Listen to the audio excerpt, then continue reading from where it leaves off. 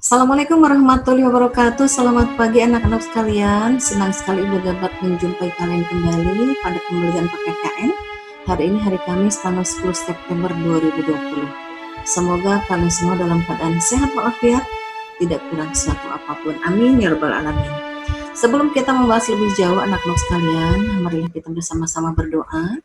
Mudah-mudahan doa kita diterima oleh Allah Subhanahu wa taala dan kita selalu diberikan perlindungan oleh Allah Subhanahu wa taala.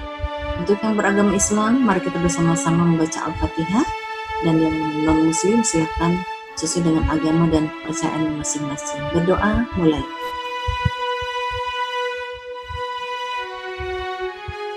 Berdoa selesai. Anak-anak sekalian, pernahkah kalian menganalisis secara nyata di dalam kehidupan sehari-hari tentang perlindungan dan penegakan hukum di Indonesia? Tentu kita sering melihat bagaimana ada masyarakat yang tidak terlindungi hukumnya dengan baik. Ya, nah ini tentu banyak sekali penyebabnya. Oleh karena itu, mari kita sama-sama untuk mengupas lebih jauh tentang perlindungan dan penegakan hukum di Indonesia. KD yang akan kita gunakan adalah KD 1.2, yaitu menjalankan perilaku orang beriman dalam praktis perlindungan dan penegakan hukum untuk menjamin keadilan dan kedamaian. Ya, anak-anakku sekalian, materi yang pertama yang akan kita bahas adalah bagian A, yaitu hakikat perlindungan dan penegakan hukum. Apa hakikat perlindungan dan penegakan hukum?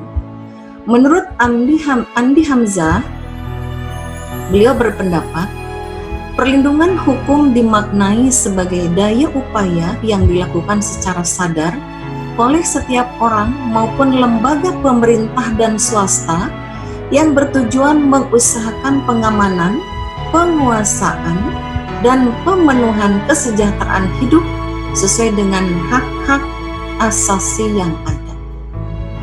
Seandainya ini perlindungan hukum ditegakkan dengan baik, maka kita akan bisa hidup sejahtera, yang mendapatkan hak dan kewajiban dengan baik tentunya.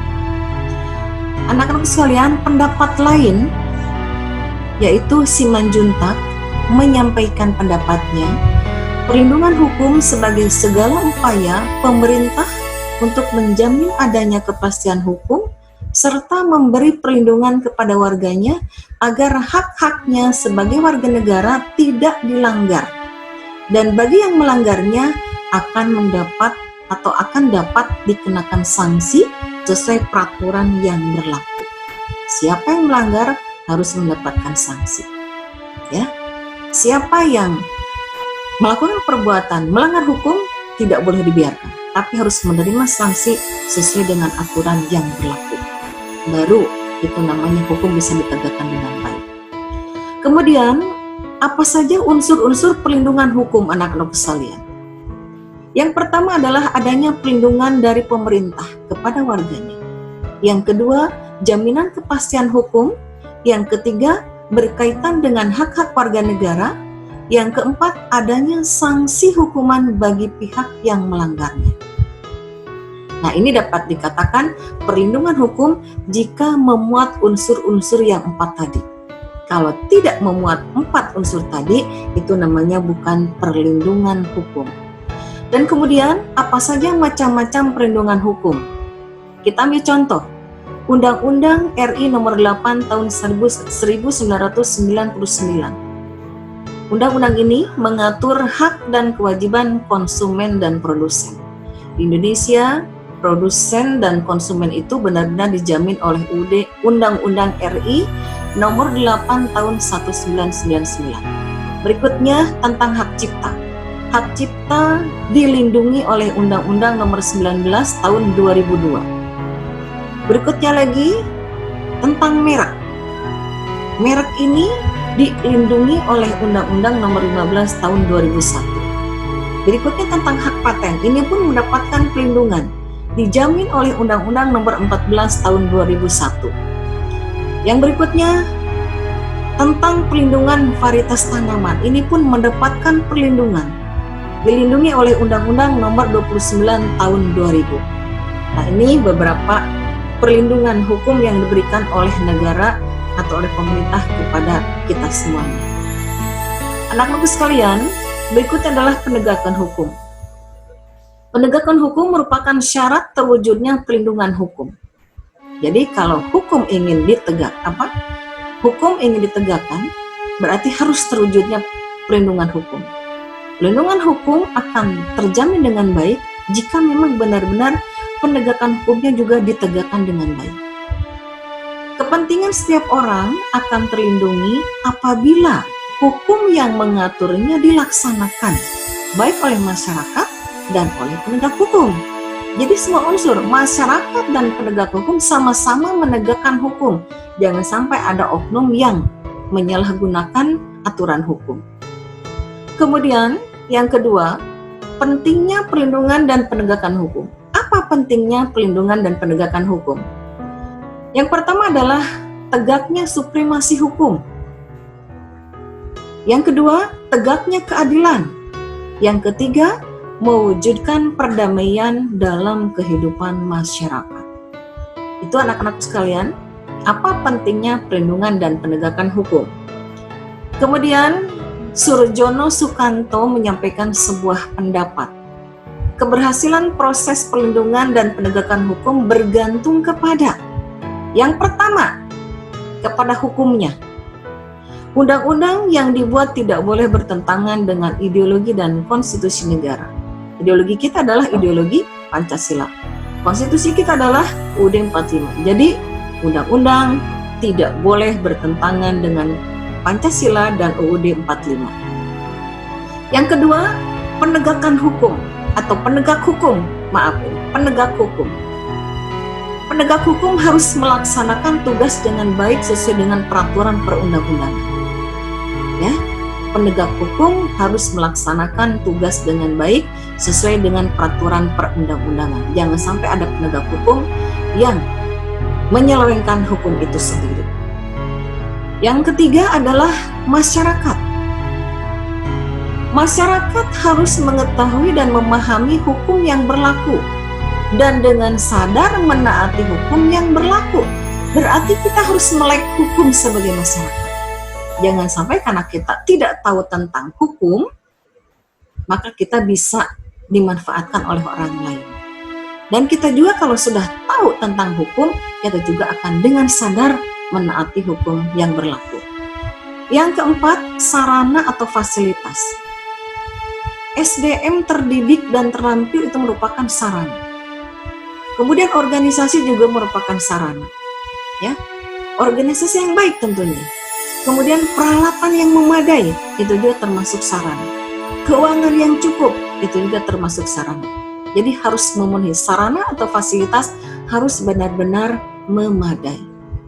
Yang berikutnya adalah kebudayaan. Kebudayaan yang seperti apa? Yaitu budaya menganut yang baik dan menghindari yang buruk. Ini harus sudah jadi budaya kita. Yang baik kita anut dengan baik, ya. Kemudian yang buruk harus kita hindarkan. Anak-anak sekalian, kita sebagai manusia tidak luput dari salah, tetapi anak-anak sekalian, kita jangan melakukan kesalahan kalau kita sudah tahu yang benar. Ada aturan dibuat untuk dilaksanakan, bukan untuk dilanggar. Kalian semuanya sebagai siswa memiliki hak dan kewajiban. Ada aturan yang harus kita taati. Ibu juga sama sebagai guru harus mentaati aturan yang berlaku. Mari kita sama-sama untuk melaksanakan aturan atau hukum yang berlaku, ya, sesuai dengan yang seharusnya. Berikutnya anak-anakku sekalian, Ibu akan memberikan satu tugas. Ya. Kalian yang pertama, coba analisis satu kasus, yaitu kasus ini yaitu tentang bandar narkoba yang demikian banyak merugikan masyarakat, bangsa, dan negara. Demikian banyak kematian generasi muda yang ditimbulkan oleh narkoba tersebut, ya. Dan kemudian di kasus ini bandar narkoba tersebut diberikan hukuman mati. Kenapa harus diberikan hukuman mati? Tentu setimpal, karena demikian banyak masyarakat, anak bangsa yang mengalami atau menjadi korban bahkan sampai tewas dikarenakan kecanduan narkoba ini. Silahkan kalian analisis dengan baik kasus ini ya, tentang hukuman mati untuk bandar narkoba ya. Nah, kemudian setelah dianalisis kasus tersebut, tugas yang pertama adalah kalian tolong nanti jawab.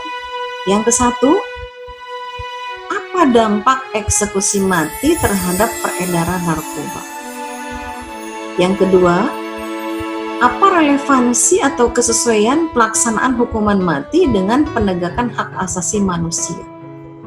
Yang ketiga, alternatif hukuman bagi pelaku penyalahgunaan narkoba selain hukuman mati. Barangkali kalian mempunyai suatu alternatif ya, selain hukuman mati harus dibagaimanakan.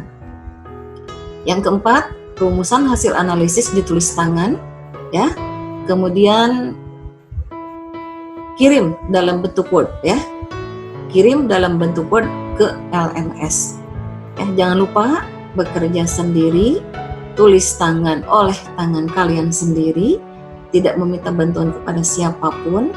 Kalian sudah punya buku paket juga, silahkan juga gunakan buku paket untuk lebih jauh lagi mempelajari bab ini. Anak-anak sekalian, sekali lagi hindari pengerjaan tugas dengan copy paste dari teman ya. Kemudian waktu pengerjaan tugas hanya sampai pukul 9.45 saja ya. Hari ini waktu pengerjaan tugas hanya sampai pukul 9.45. Setelah itu ditutup, tidak bisa masuk kembali ya. Silakan kalian isi dengan singkat, padat, jelas ya anak-anak sekalian. Selamat mengerjakan, mudah-mudahan diberikan kemudahan di dalam mengerjakan. Semangat selalu, dan ibu harapkan kalian tetap ya termotivasi untuk bisa mengerjakan tugas dengan baik ya, dan kemudian tetap semangat ya, tetap semangat dan semangat. Terima kasih anak-anak sekalian, sampai jumpa kembali di pertemuan berikutnya. Akhirul kata, assalamualaikum warahmatullahi wabarakatuh. Sampai jumpa.